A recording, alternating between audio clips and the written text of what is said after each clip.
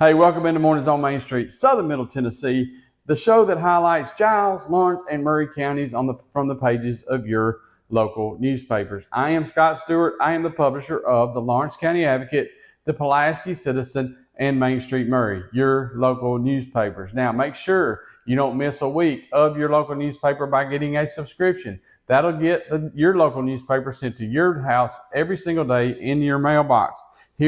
Or you can actually get it on your computer as well. It can and get an online subscription. Here's how you do it.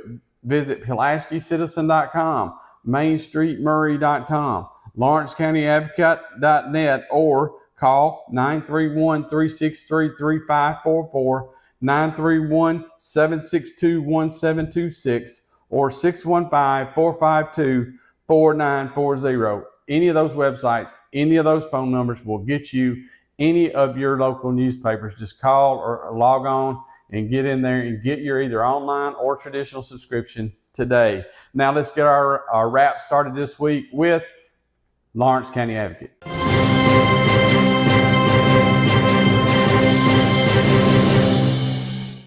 The Lawrence County Advocate this week is full of so much that I'm going to have to go real fast, and I'm not ever going to even get it all in this. You're going to have to pick up a copy just to see what all is in the Lawrence County Advocate this week. It starts this week with the state of Tennessee and Lawrenceburg working together to make the interchange at Highway 43 and Highway 64 safer. Now, that does include the change to 45 miles an hour for the city of Lawrenceburg, as will extend the 45 mile per hour speed limit all the way to its southern city limits. There will be other measures coming, and we'll be talking about those in the future, but there's an article right there on the front page to tell you all about it. Also on the front page, it was announced last week that the prosecution of Russ McCamey in the alleged assault of his girlfriend will not proceed for now. Another article on A1 highlights the story of a mother's longtime friend turning out to be a match and ultimately a donor for a kidney for her daughter. It is a great story by Sandy Mashburn, and you need to make sure you pick it up just so you can be inspired by that story. Two candidate announcements are also on the front page. Shannon Watson is running for the District 9 school board seat, and Dallas Luna is seeking re-election as Etheridge City Mayor. Inside, we have the photos and article on the wind that wreaking havoc on the tent revival. The county commission donated the West Gaines school property to a nonprofit that is determined to restore and refurbish the historic Lawrenceburg Colored School. There's that and more from the county commission meeting last week. It's the first week of the month, and that means that Ann Morrow's ad will be in this week's paper, and it highlights some of her featured listings and other information from Coldwell Banker Southern Realty. There's all kinds of stuff in Ann's ad each month, and we really do enjoy seeing what she's got. There's a feature inside on the Pie Factory renovations in downtown Lawrenceburg. The community-wide baby shower returned, and Carrie Staggs has an article, and we have some photos from that. Man, it returned in a big way, folks. We've got the October schedule for the Senior Center this week. There's a page of photos from the Middle Tennessee District Fair. Oktoberfest in Loretto is October 5th through the 13th. The Advocate has 2 pages dedicated to Oktoberfest this week, and it's about all the events that you can look forward to. St. Joe has set the details for its Christmas parade. Our friend Trey Donovan has written us an article about traveling around the South. With Ride Day having been held just a few weeks ago, we dug back in the archives and found some Hojo photos of Ride Days gone past. So we've got a few Hojo photos. I think it's 2018. We'd love to squeeze a Hojo photo in there, and Ride Days was a good opportunity to do that. Sports starts this week with gridiron wins for Lawrence County and Loretto, while Summertown dropped their second game in a row. Lawrence County plays again on Thursday versus Tullahoma this week, with Tullahoma coming to town here to Lawrenceburg. Loretto travels to East Hickman Friday, and Summertown will host Waverly Friday. Volleyball's wrapping up their regular season. We've got coverage of Loretto's win over Summertown, Summertown outlasting Lawrence County last week. Finally, in sports, there's the photos and results from the Alabama-Tennessee Bass Club's Kentucky Lake Tournament, and we've got the winner from the Thunderhill Raceway's Mark Fields Memorial Race. That's all in sports. As always, we have town criers, community events, obituary notices, government public notices, auctions and estate sales, puzzles and comics, the forecast from Tennessee Valley Weather, and Fearless Forecasters and the Church Directory. All that every week. And there's still a whole lot more in Lawrence County Advocate weeks. It's chock full of a wide variety of stuff. You got to pick one up this week. Make sure you pick your copy up today, all right? We'll be right back after this. Piggly Wiggly, located in Neely's Mill Shopping Center, is Columbia's locally owned and operated Cost Plus 10 grocery store dedicated to serving the community with low prices and smiling faces. Piggly Wiggly offers fresh, hand-cut meats daily, as well as daily hot plate lunches from their deli counter. You're certain to see smiling faces and a helping hand when you're here at Piggly Wiggly. Come by and check out our fresh produce, high-quality meats, and more. Down home, down the street, we'll see you at the Pig. So, you want to be a part of the Busy Bee team, huh? Well, how do you see yourself fitting into the organization? Oh, I get it. You want to be a weather bee.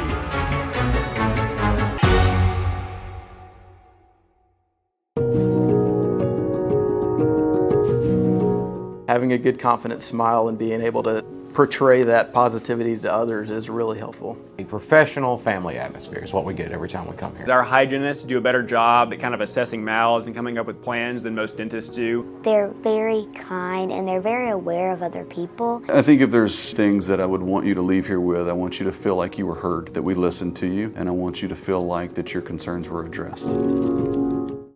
Whether you're an athlete or a weekend warrior, when it comes to your performance, don't settle for anything less than excellence. We're proud to announce that Mid-Tennessee Bone and Joint Clinic is now Tennessee Orthopedic Alliance of Columbia, where we are redefining sports medicine and orthopedics. Tennessee Orthopedic Alliance's team of expert sports medicine physicians understands the unique demands of your body. TOA Columbia specializes in personalized orthopedic care, offering state-of-the-art treatments for everything from sports injuries to joint replacements. Learn more at toacolumbia.com. So Busy Bee is a very close-knit family. We fight just like every family does. We have arguments, but we always come out with a solution to the problems. We don't just fight about what we want, we fight about what customers need. We want to make sure that every customer we go to is more than satisfied. And that doesn't just start whenever we show up at their door, that starts when we show up every day at work.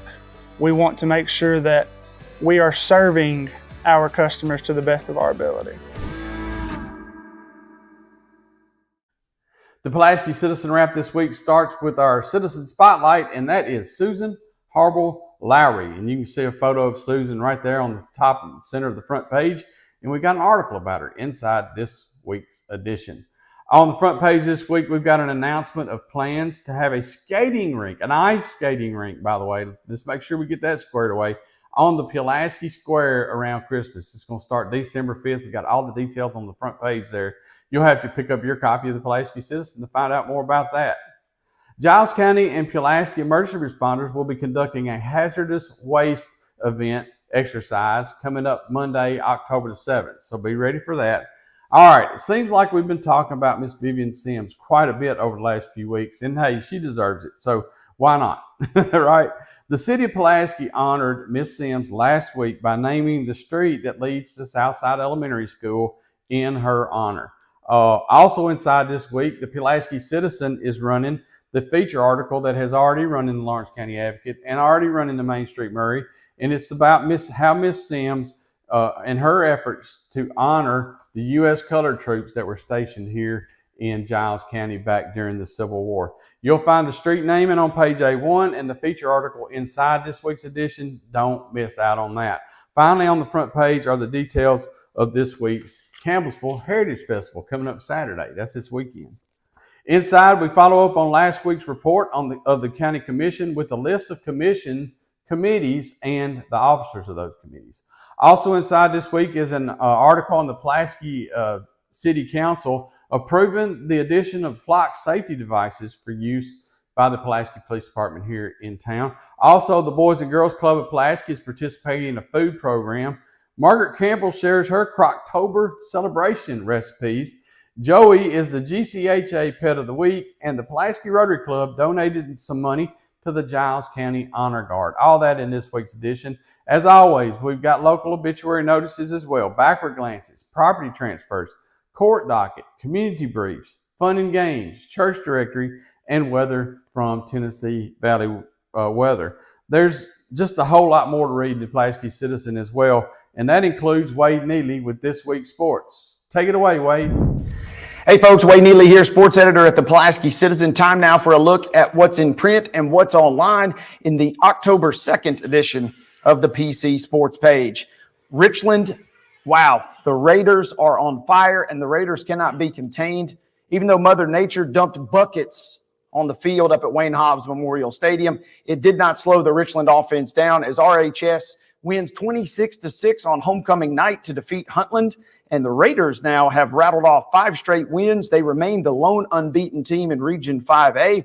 And the squad, ladies and gentlemen, is off to the races. Richland did it a number of different ways, kind of like they've done all season. But it really, at the end of the night, was Luke Eastlick and Nash Petty. Nash Petty finishing just under 100 yards rushing, but he did have a nice touchdown, had a huge burst in that game to get open for Richland. Eastlick, meanwhile, over 100 yards to the tune of about 122 yards rushing, also had 2 touchdowns. It was a great night. Throw in an impressive performance from Jake Sands. And Richland, like I mentioned, they have weapons on offense. They're playing well on defense now, and Richland has rattled off 5 straight victories. Bottom feature story this week, it was the Lady Bobcats, a game we broadcast on Pulaski Citizen Live last week. They took care of Lawrence County. 8-0 was your final. It was senior night. GCHS recognized the careers of 4 seniors, and a couple of those young ladies had big performances in the score column as Mia Harlow finishes with 4 goals, and Giles County really never looked back in that matchup versus Lawrence County. Other scoring breakdown as they took care of business. You had a goal from Lotani Escobar, Maria Holt, the young freshman. So on senior night, one of the up-and-coming players, the freshman Holt, gets on the score sheet. I mentioned Harlow with a couple of goals. We also saw Cheyenne Lanford, though, one of the other seniors for GCHS, get one as the Lady Bobcats continue to march. They begin district tournament play versus Lawrence County at home, a rematch of this very same game on Thursday night. Flipping over, the Bobcats, the football Bobcats, that is, they could not get anything going. On a cold, rainy, yucky night, they were stuck in the mud versus Lincoln County, and it was 22-0 as Giles County was held under 100 yards offensively. They really, really struggled in this game. But in a weird way, their defense kept them in it. They contained a strong Lincoln County bunch for as long as they could. It was 14-0 at the end of the first quarter, but it was all Lincoln County. Second quarter, Giles County kind of making a run, maybe getting back into it. Defense playing well, but they could not close it. And Lincoln County pops for one more score. It's 20-0 at halftime. And the only points in the second half, it wasn't a running clock, but it was kind of a dress rehearsal, a JV game almost of sorts for both teams as they got out of there, tried to get dry as quick as they can. Caleb Oates was the lone standout offensively for Giles County. They were running him 6, 7, 8 carries in a row at times as he was the only real positive sign of life for the GCHS offense. He finishes under 100 yards, snapping a 4-game streak of over 100 yards in every game, but he finishes with roughly 82 yards on the ground. So Caleb Oates was the standout performer for GCHS. They fall in that one. Snapped a 2-game win streak. They're now 2-3. But the good news is they open region play this Friday versus a team they've had great success versus lately in Watertown. They'll also celebrate homecoming at the Brickyard on Friday. Final few stories here. Local golf has ended for both Giles County and Richland. We have a recap of both the Raiders and the Bobcats as they took to the course over at Ross Creek over there in Clifton as the region tournament did wind up. And we had a couple of solid scores individually from a few of our ladies for both Richland and Giles County. Team play did not go in favor of the Raiders or the Bobcats. So all that to say that the season has come to a close. Spirited effort in both district and region play for GCHS and Richland, but both of those teams do see their season come to an end. Finally, we always love to celebrate our Special Olympic athletes, and we have a couple of great photos from our young athletes as they were out at the Tidal Wave Car Wash having fun, raising money, but they also were receiving an award from Tidal Wave as their charity of the year. So props as always to the Special Olympic Giles County athletes, all their hard workers and staff and administrators, and especially a quick shout out to Chrissy Hood, who always does a great job of getting that information to us. So we got a little bit of everything. If you want to go all the way to the bottom or the back page of the sports section, You can find the Fearless Forecasters as we had a wild week in college and professional football. We'll make our picks yet again and give it another whirl. If you pick perfect this week, you can win 400 smackers. So make sure you get your entries in by Friday at 4:30. That's going to wrap it up. I'm Wayne Neely saying so long. We'll see you next time here on Mornings on Main Street. So, you want to be a part of the Busy Bee team, huh? Well, how do you see yourself fitting into the organization? Oh, I get it. You want to be a weather bee.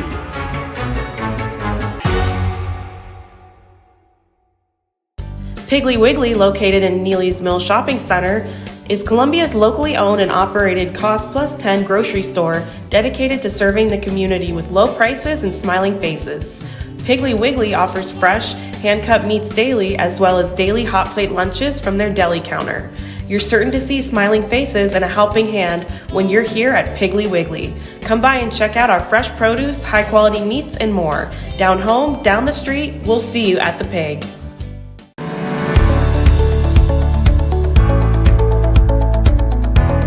They have always met wildest expectations as far as taking care of my teeth and my health. You know, teeth health is very important now to your heart. And I told him one day, I said, I'd love to have nice teeth and nice hair. And he said, well, I can take care of the teeth, but I can't take care of the hair. And I said, you can make my teeth? He said, yeah. I said, well, let's go for it. And he did. And I have been tremendously pleased. Dr. Hart, if you need him at night, he's here. This staff here will take care of you 24/7. You don't have to worry about, I can't get a hold of my dentist, my tooth's hurting. No, they will be here for you. And if I could get Dr. Hart to take that same artistry that he has and grow hair, then he would be double rich.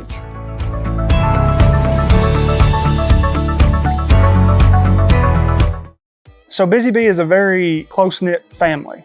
We fight just like every family does. We have arguments, but we always come out with a solution to the problems. We don't just fight about what we want, we fight about what customers need. We want to make sure that every customer we go to is more than satisfied. And that doesn't just start whenever we show up at their door, that starts when we show up every day at work. We want to make sure that we are serving our customers to the best of our ability. The Main Street Maury Wrap starts this week with the ribbon cutting at a grant-funded EV charging site that is supposed to charge your car in 15 to 20 minutes. That photo and article are the lead on the front page this week. Also on the front page is Andrew Pearson's article on the Room in the Inn's Oktoberfest coming up Friday at 6 p.m. Another festival, however, was moved from last week. That's Fall Fest, and it will now be held October 12th in downtown Columbia. Finally, on the front, the Spring Hill Board of Mayor and Aldermen referred a request for a crossing guard at a local school to the school district for that school during its September meeting. Inside, the inaugural Columbia 101 program has been deemed a success. The Spring Station General Federation of Women's Clubs online auction seeks to help local veterans. The Brigadier General Richard Wynn chapter of the Sons of American Revolution recently held its first fall meeting. There's photos and an article of Maury County Fire rescuing a teen on the Duck River. Another photo inside shows the scene of the Sons of American Revolution marking the grave of a local patriot. The South Central Tennessee Tourism Association has released the impact of tourism on Maury County, and it's at $517 million. The Spring Hill Planning Commission discusses proposed projects. Watershed Public Theater announces its presentation of the musical Carousel. There's photos of kids helping kids, donating to students in transition, and Columbia Academy's Homecoming Queen and the homecoming festivities. There's photos of that as well. Fairfield Inn in Columbia has completed its renovations, and a Maury regional surgeon performed his 500th procedure with a robotic system. Check all that out. Piggly Wiggly at Neely's Mill Shop surely does appreciate their customers, and they are celebrating Customer Appreciation this week. All the deals can be found right there in your local newspaper, Main Street Maury, this week. Pick up your paper on the way to the store and get in on those great deals down at the Pig. And as always, Main Street Maury has local obituary notices, local government notices, puzzles and comics, auctions and estate sales, church directory, community briefs, weather from Tennessee Valley Weather, and here's Mo to tell us all about sports. Hey, I'm Maurice Patton, sports editor at Main Street Maury. How you like our new digs? Hey, this week's Main Street Maury, the print edition, October 2nd. We've got coverage of Week 6 high school football, including a tough loss for Mount Pleasant. Of course, any loss was going to be a tough one since it was their first. But Lewis County comes over to the artificial turf at Mount Pleasant Memorial Stadium and gets out with an 8-6, obviously defensively oriented victory there in Region 5-2A action. Mount Pleasant falls to 5-1 overall and 3-1 with that loss. Be sure and check out the coverage of that again in this week's edition of Main Street Maury. We've also got coverage of Columbia Central dropping a 5-5A contest to visiting Tullahoma. We say visiting because that game was moved to Battle Creek as a result of the fallout from Hurricane Helene this past weekend. So got coverage of that 13-0 Tullahoma win in this week's Main Street Maury. It was a 2-day high school football weekend, again, as a result of Hurricane Helene, but one game that was scheduled for Thursday, Spring Hill went down to Lawrence County in another Region 5-5A matchup. Lawrence County picking up the 26-7 victory there. Again, we've got coverage of that in print. Also, Independence lost to Ravenwood as the struggles continue for the Eagles. Columbia Academy and Summit both go on the road in games that were played on Thursday, originally scheduled for Friday. Columbia Academy wins at Ezel Harding. Summit falls at Franklin. Again, coverage of all of that in our print edition this week. We've also got some volleyball as Spring Hill travel to Columbia Central in the back end of a home-and-home district matchup there. We've got those results. We've got a little golf action as the postseason has begun at the high school level for golf. So coverage of some of our area golfers and what's happening for them at this point and beyond. Middle school, we've got some scores. We've got some schedules. Of course, by the time you see this, unfortunately, this schedule will be pretty well obsolete. The county championship was set for Tuesday between Mount Pleasant and Whitthorne. Mount Pleasant and Whitthorne. Whitthorne, the defending county champion. Mount Pleasant, undefeated this season. We'll have coverage of that online at mainstreetmaury.com and in next week's print edition, so be sure and check that out. Also, Mostradamus gives you his predictions for this upcoming weekend's high school football games, and Red Zone Rundown gives you standings, schedules, up-to-date offensive stats for individuals in the area, and this week's Tennessee Sports Writers Association statewide poll for all 9 classifications. So again, be sure and check out the Red Zone Rundown in this week's print edition of Main Street Maury and in every week's print edition of Main Street Maury. That's going to do it for this week here on Moms. I'm Maurice Patton, sports editor of Main Street Maury. We'll see y'all next week.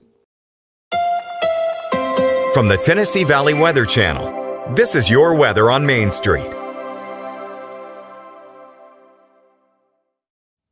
Happy Wednesday. I'm Kelly Rawson in the Tennessee Valley Weather Center. We are going to see a little bit more sunshine for today. We are starting things off, though, in the upper 50s to lower 60s with a few clouds around, but those clouds will at least share the sky with some sunshine for this afternoon. Temperatures getting up into the upper 70s to lower 80s for southern middle Tennessee. And you guys, we are dry, no rain chance for the rest of today. This evening we'll get down into the 70s, eventually into the 60s and into the upper 50s overnight. And we are going to be dry for Thursday as well. So it is a nice welcomed break from the rain, but of course short-lived. Temperatures for your Thursday and Friday into the low to mid 80s with a storm chance for your Friday. Not the greatest chance, but can't ignore that chance. For the weekend, we are looking nice as temperatures stay in the low to mid 80s. Then a cold front moves through. It will be dry for us for the. Well, that's it for Mornings on Main Street, Southern Middle Tennessee.